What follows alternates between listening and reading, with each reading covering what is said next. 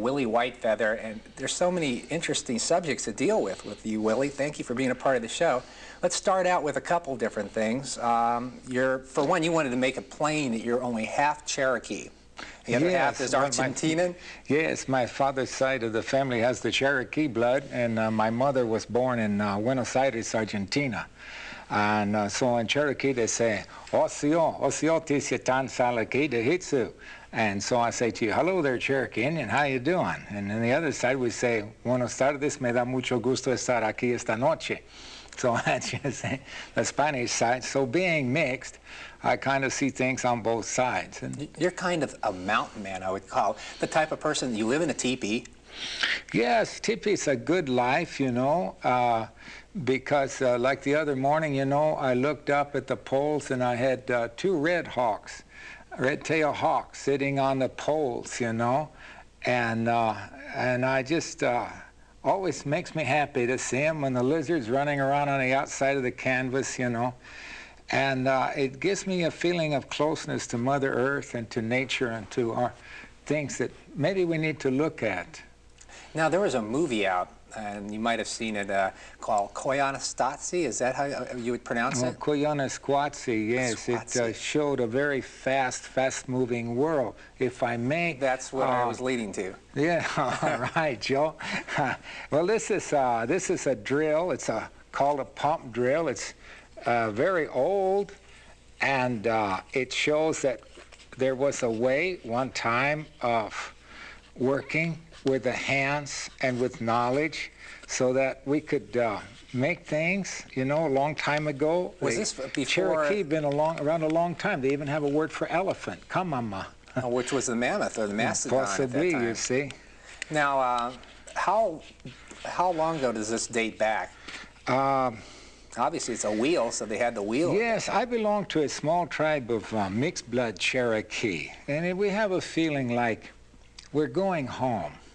We have a closeness with Mother Earth. We still learn our languages. We have some elders in the tribe, which are card-carrying Oklahoma Cherokees. And we have a very much of a closeness with Mother Earth.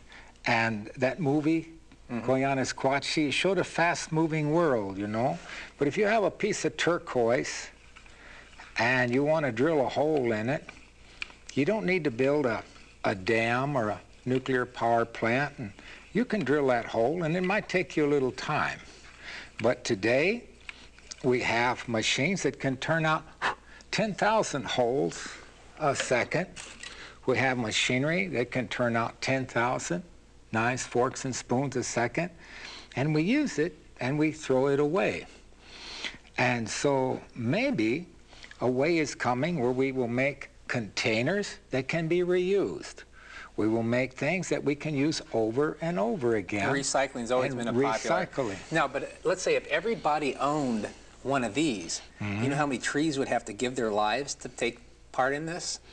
Well, so which would you rather have, a petroleum distillate do it or a tree?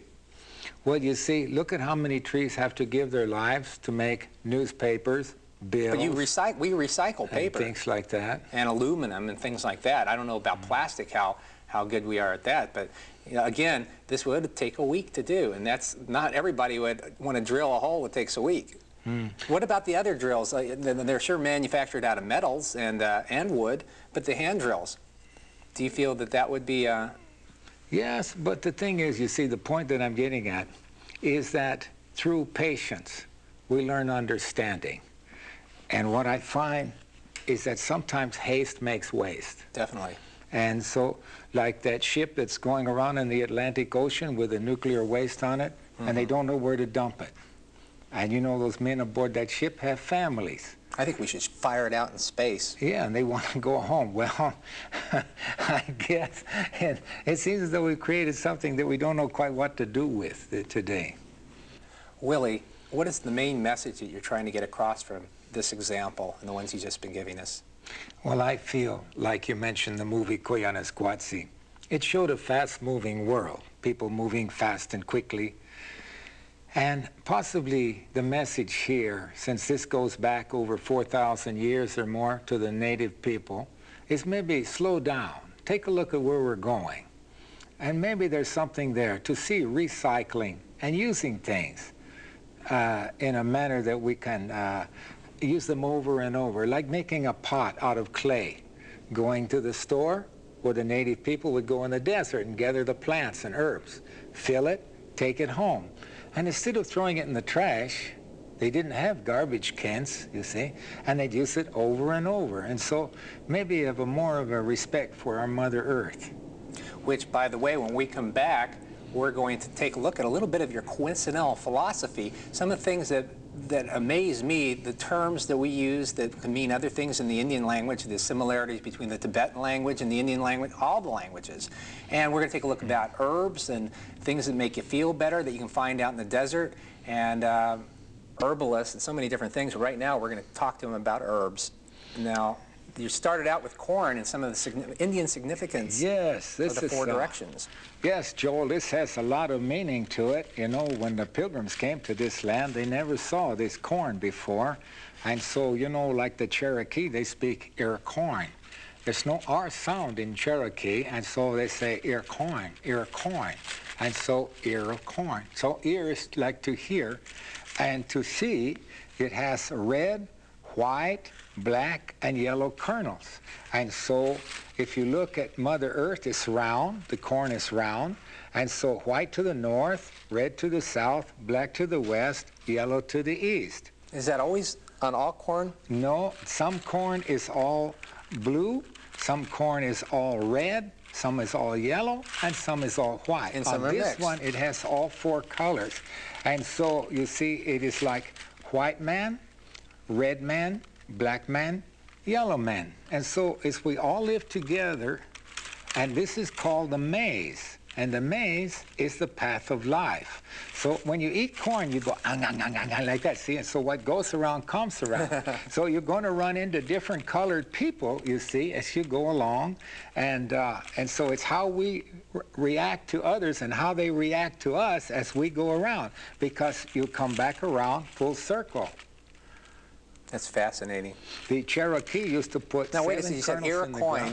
Corn. Iroquois is the Iroquois nation. Well, the Iroquois nation. Were they raising? Did they raise corn? Was that their? Well, you see, no. I thought they were more of a warlike, or you know. Well, it wasn't so much the warlike. There was a way. There was a way of peace, because this country went all over the founding fathers, and they found that the Iroquois nation had the best way for getting along. I'll hold this up to the camera so they can see it, because they found that the long houses of the Iroquois they became the House of Congress and the House of Senate. And at the top of the United States White House of the United States, on top of the Capitol Dome, is a 20-foot high statue of an Iroquois chief. And all our orders come from an Oval Office. And so the executive, legislative, and the judicial form of our government came from the Iroquois nation. And they teach this in the schools but what in New York. Iroquois or Iroquois? Iroquois. What is the meaning of the term Iroquois? Did that mean ear of corn?